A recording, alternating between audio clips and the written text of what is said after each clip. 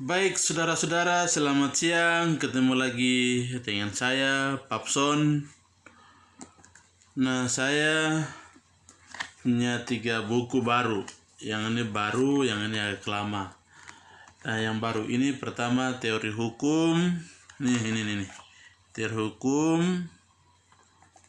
Yang kedua tentang politik hak asasi manusia dan demokrasi. Ini ditulis oleh Dr. Marayohan SJ Panjaitan, Magister Hukum. Nah, ini nih. Dan buku yang ketiga tentang hukum adat. Hukum adat ini ditulis oleh Laksanto Utomo. Nah, dan buku ini berisi 392 halaman. Lalu ada 10 bab. Nah, 10 bab ini masing-masing. Pertama, bab 1 pendahuluan. Bab kedua, sejarah hukum adat di Indonesia. Bab ketiga, hukum adat atas penguasaan tanah. Bab yang keempat, hukum kekerabatan. Bab yang kelima, hukum perkawinan. Bab yang keenam, hukum adat waris. Bab ketujuh, hukum perikatan. Bab yang kedelapan, keberadaan hukum adat dalam kehidupan masyarakat Indonesia. Bab yang kesembilan, hukum adat dan hukum nasional. Dan bab yang ke-10, penutup. Baik, saudara-saudara, kita langsung saja mengulas isi buku ini, buku hukum adat ini. Nah, sebelum kita beranjak lebih jauh, kita harus perlu pahami bahwa hukum adat adalah salah satu cabang ilmu hukum ya. Dia menjadi sudah cabang ilmu hukum. Dia sudah punya mata kuliah tersendiri dalam bidang hukum. Dengan mempelajari hukum adat dapat memberikan suatu manfaat yang besar sekali. Saudara-saudaraku, saya harap kalian belajar hukum adat. Dengan mempelajari hukum adat ini, kita itu semakin memahami apa nilai-nilai yang ada di dalam kehidupan bermasyarakat. Kita sungguh amat memahaminya. Tetapi ingat, buku ini menjadi rujukan. Kita mempelajari hukum adat, perlu kita memahami betul sistem kehidupan bermasyarakat, terutama dalam budaya-budaya tertentu. Dan dalam kebudayaan tertentu, hukum adat menjadi suatu pedoman, saudara-saudara. Ingat itu. Pedoman atau landasan. Karena justru ada pedoman, ada landasan, maka di situ mengatur kehidupan bermasyarakat. Itu. Maka kita perlu mengetahui apa itu yang disebut dengan hukum adat. Karena justru karena membantu hukum-hukum adat ini membantu kita memahami kehidupan orang lain dalam kehidupan mereka. Saudara-saudaraku, nah, menjadi pertanyaannya, buku ini diciptakan di mana? Diterbit di mana? Buku ini diterbit itu PT Raja Grafindo. PT itu ada di Depok. Lalu tahun terbitnya tahun berapa? Tahun 2017. Baru saja kemarin. Oke, lanjut. Buku ini buku ini pada hakikatnya berbicara tentang perkembangan hukum adat. Itu tidak dapat dipisahkan dari perkembangan hidup manusia, terutama kehidupan bermasyarakat. Artinya, dengan adanya hukum adat, hukum nasional, kita bisa memahami hukum nasional jadinya hukum nasional karena ada hukum adat. Meskipun hukum adat itu dia sebagian kecil dari hukum nasional, dan hukum nasional hampir kebanyakan diambil dari hukum Belanda. Saudara-saudaraku yang terkasih, artinya dalam pembangunan perkembangan hukum, terutama hukum nasional, peranan hukum adat sangat penting karena hukum nasional yang akan dibentuk dibesarkan pada hukum adat yang berlaku. Hukum adat adalah hukum yang tidak tertulis dan bersifat dinamis. Artinya yang senantiasa dapat menyesuaikan diri terhadap perkembangan peradaban manusia itu sendiri. Bila hukum yang mengatur suatu bidang kehidupan dipandang tidak sesuai lagi dengan kebutuhan warga, maka saudara-saudara, warga sendiri yang akan mengubah hukum adat tersebut agar dapat memberi manfaat mengatur kehidupan mereka. Artinya bahwa kehidupan manusia itu bukan statis tapi dinamis. Perkembangan hukum adat pun dia berubah, saudara-saudara. Dia berubah berjalannya perkembangan hidup masyarakat yang mendiami di suatu wilayah. Saudara-saudara, kita mengkaji hukum adat ini melalui buku yang ada ini, terutama juga dari berbagai sudut sumber lain.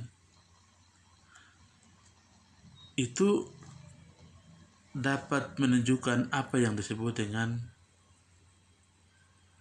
hukum yang ada dalam kebiasaan atau adat itu sendiri, yang dapat menentukan bagaimana hukum dalam perkembangannya akan mampu menyesuaikan dengan kebutuhan dan tuntutan dalam masyarakat yang akan harus berubah. Oleh karena pemahaman, pengertian, pendekatan metodologis itu menjadi penting. Artinya dalam kehidupan bermasyarakat selalu berubah. Maka yang menjadi penting adalah pemahaman orang, pengertian orang, metode yang dipakai. Itu penting sekali untuk mengkaji hukum adat itu. Saudara-saudara, dengan begitu kita mampu melihat dan memahami dan mempelajari perkembangan hukum adat atau hukum adat dalam perkembangan di setiap wilayah. Saudara-saudara, kita semua tahu bahwa hukum yang berlaku di Indonesia hingga sekarang ini masih banyak warisan Belanda seperti yang saya uraikan di atas tadi. Itu masih dipengaruhi oleh hukum Belanda, entah dalam penerapan penegak hukum. Ternyata tidak sebagaimana di negeri asalnya, yang lebih mengutamakan penghargaan dan penghormatan terhadap hak-hak individu, beserta lebih berpikir rasional. Sebaiknya penerapan hukum di Indonesia diterapkan oleh para penegak hukum dengan pola pikir orang Indonesia, dengan kata lain, menggunakan pola pikir adat. Dengan demikian pula rakyat Indonesia sebagai penerima sebagian besar masih dengan mengutamakan kebersamaan atau bersifat komunal natrik religio magis. Artinya hukum hampir kebanyakan diadopsi langsung dari hukum Belanda. Nah, kita mau mandiri. Kita harus berdiri di atas kakinya kita sendiri. Artinya, kita menegakkan hukum, kita mempunyai hukum adat itu menjadi suatu panduan. Dan saya harap saudara-saudara semakin mengerti tentang hukum adat, kita menerapkan suatu pola hukum adat supaya kita ini berlandas pada warisan budaya kita. Saudara-saudaraku yang terkasih, kondisi yang saya ulaskan di atas tadi, dia mempunyai kontribusi hukum terhadap yang baik.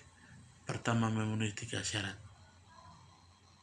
Maksud saya begini, ulasan saya hukum adat itu menjadi suatu panduan supaya kita bergerak, kita melangkah di atas kakinya sendiri. Kita mempunyai hukum adat. Kondisi atau hukum ini perlu mempunyai kontribusi besar, kontribusi hukum. Nah, kontribusi hukum ini saya petik 3 hal. Pertama, dalam pendekatan filosofis. Kedua, yuridis. Ketiga, sosiologis. Bahkan mungkin perlu ditambahkan harus mengakar dan bersumber pada budaya bangsa sendiri. Jadi tiga pilar utama, 3 akar ini menjadi landasan untuk menjadikan hukum adat sebagai hukum kita sendiri, dan kita berdiri pada hukum kita sendiri, yaitu hukum yang kita kenal. Meskipun Indonesia itu banyak beragam suku budayanya, tetapi paling tidak hukum adat menjadi penting, menjadi landasan utama. Saudara-saudara,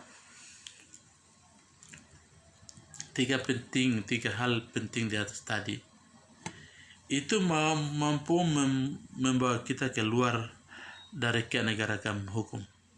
Banyak hukum yang ada yang berlaku di Indonesia. Nah, banyak hukum ini merupakan kebutuhan kita, kebutuhan masyarakat, karena dalam kehidupan masyarakat itu majemuk. Saudara-saudara, fakta menunjukkan bahwa cukup banyak peraturan yang dalam pelaksanaan kurang atau tidak diterima oleh masyarakat. Jadi hukum nasional yang harus dapat diterima oleh semua pihak, maka perlu dirumuskan dalam perumusan yang bersifat umum. Saudara-saudaraku,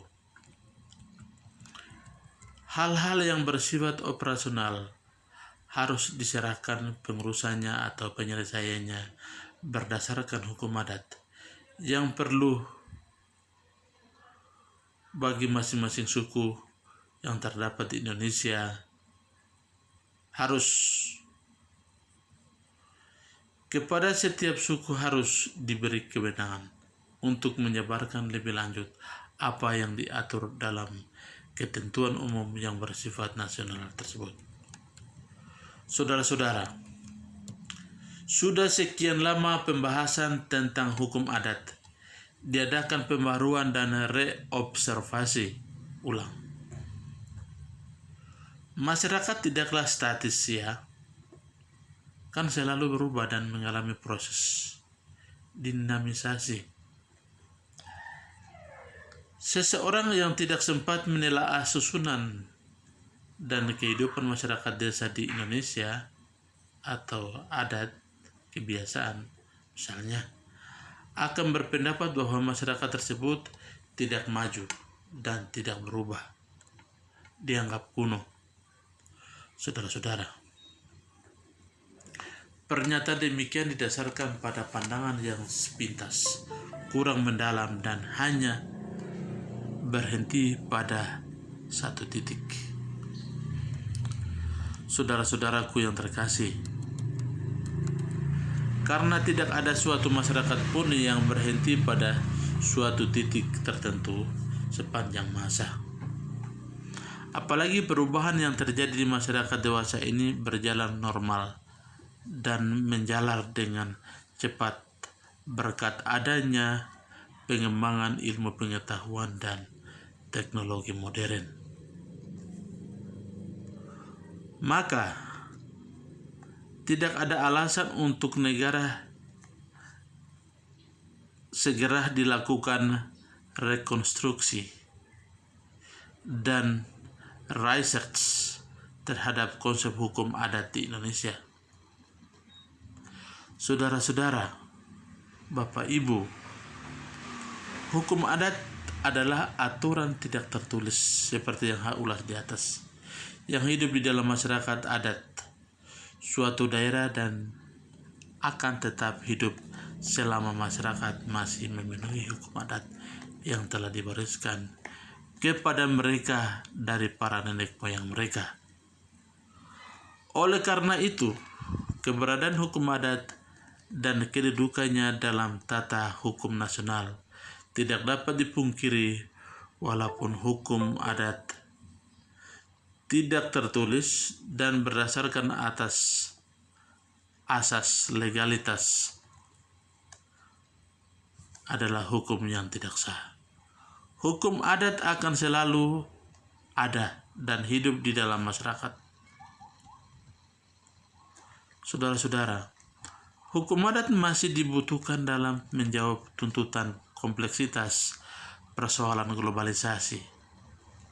Sebab hukum adat merupakan nilai-nilai atau keberadaan dan keadilan yang tidak di tengah masyarakat dalam kehidupan bermasyarakat dan tuntutan masyarakat. Artinya bahwa sebenarnya adalah kebenaran dan keadilan, bukan berlakunya hukum secara prosedural. Dengan demikian, saya sekali lagi mengajak, mari kita semakin belajar hukum adat. Realitas membuktikan banyak orang gagal paham mengenai hukum adat. Hukum adat itu adalah, bisa dikatakan, dia lebih duluan. Tetapi adanya hukumnya nasional, hukum adat menjadi nomor 2. Tetapi bahwa substansinya hukum adat, dia mendorong, dia memperkaya hukum nasional. Maka saudara-saudara, mencintailah hukum yang ada dalam kehidupan masyarakat dan belajarlah banyak. Semakin kita belajar banyak hukum adat, kita semakin mencintai kehidupan kita, terutama dalam kehidupan bermasyarakat. Saudara-saudaraku, dari saya cukup sekian, dan pesan terakhir, belajarlah sesuatu. Belajarlah banyak tentang hukum adat dan juga banyak membaca. Shalom, Tuhan memberkati.